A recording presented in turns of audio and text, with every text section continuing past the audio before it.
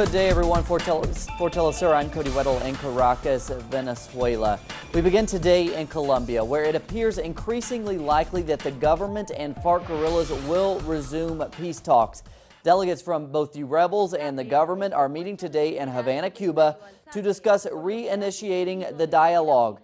That comes after President Juan Manuel Santos suspended the talks in November. The move was made in response to the FARC's capture of Colombian General Rubén Darío Alzate. Darío Alzate was released by the rebels on Sunday.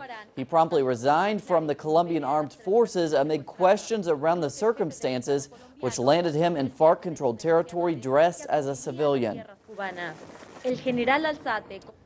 And to Mexico, massive protests continued Monday denouncing government corruption and calling attention to the case of 43 missing students from Ayotzinapa. The protests come on the 2-year anniversary of the beginning of President Enrique Peña Nieto's government.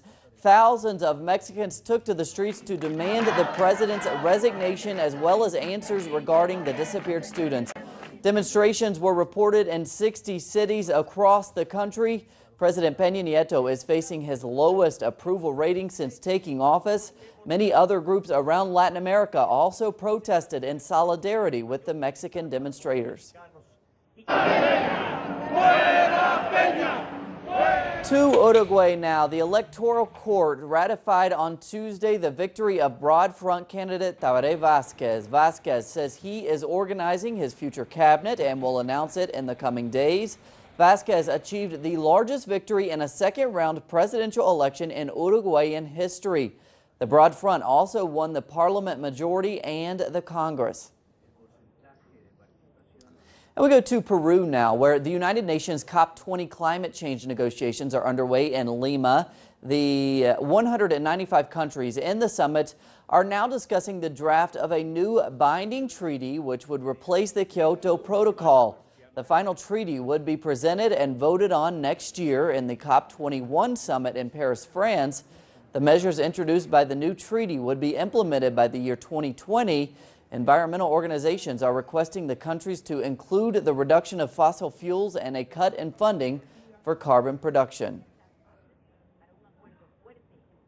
And we now go to Honduras, where last week the government announced the dismissal of 2,000 workers of the national energy company. Unions say they will fight the move. Critics call it part of the privatization process that has already seen the firing of over 5,000 public employees. For more, here's Gerardo Torres. The government of Honduras announced last week the dismissal of 2,000 workers of the national energy company, which in addition to the redundancy in other state companies, brings the job loss figure to over 5,000 this year. We are facing a labor massacre. This is a political move based on a model that the government agreed to with the International Monetary Fund. Through that, they are forcing public workers to the streets. More than 5,000 are from the port company, telephone company, the energy company, and many other public companies.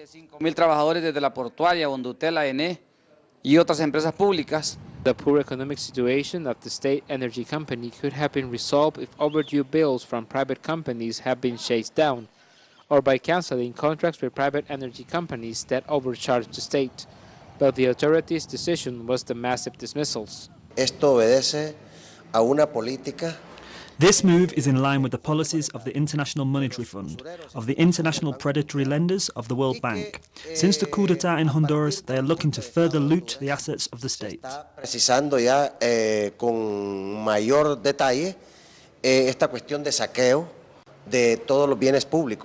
The government also has plans to next year privatize the state water company, pension funds, Social Security, and the Property Institute, resulting in 3,000 more redundancies.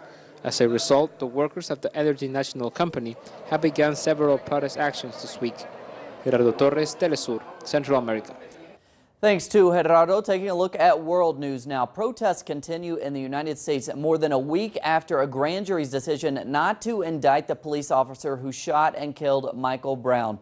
Our correspondent Alexander Hall reports on the movement's aim to draw attention to widespread racism in the United States. We must love each other and protect each other. We must love each other and protect 59 years ago to the day after Rosa Parks refused to go to the back of the bus, activists in the United States on Monday refused to stay at work and in school in response to a grand jury's decision not to indict Darren Wilson for the shooting of Michael Brown. Hands up, walk out was the message of protesters who staged multiple die-ins in several major intersections of the city. Despite the fact that protests like this one have surged just 1 week after a grand jury's announcement not to indict Officer Darren Wilson, protesters say that this isn't just about Ferguson. It's way bigger than just Darren Wilson. He's just he's a name right now, you know what I mean? Trayvon Martin was laying down, and the same thing happened. So if we don't have a voice or no one hears us, we're being seen. So we have to be seen in order for you to hear. And heard they were at a protest outside the Justice Department, guarded by around 15 Department of Homeland Security vehicles. Organizers opened a space for the public to speak out about police brutality. And we can't be afraid. And I'm out here because I will no longer be afraid to live as a black man. I'm not going to be afraid. The collective action is just one of many expected this week as a long overdue national debate opens up about mistrust of law enforcement in African American communities in the United States. Alexandra Hall, Washington, Telesur. Staying in Washington, President Barack Obama will ask Congress Tuesday to approve over $6 billion in emergency funding to fight the Ebola outbreak in West Africa. The funding would also be used to prepare U.S. hospitals to handle future cases. The World Health Organization has warned that the Ebola virus could still spread in West Africa and other countries around the globe.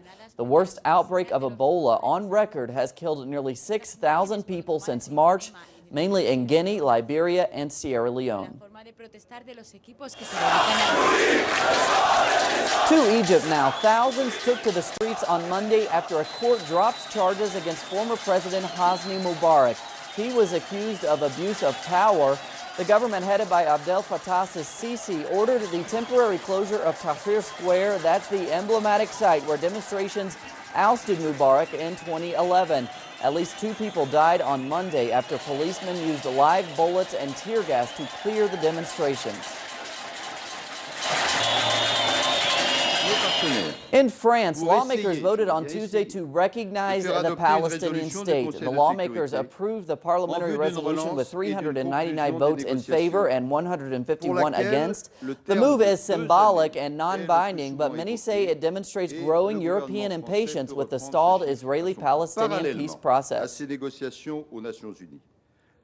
Now to Syria. Intense and violent confrontations between the Islamic State group and Kurdish fighters continue in Kobani. The Kurds are backed by U.S.-led airstrikes that have proven ineffective in diminishing the strength of the extremists.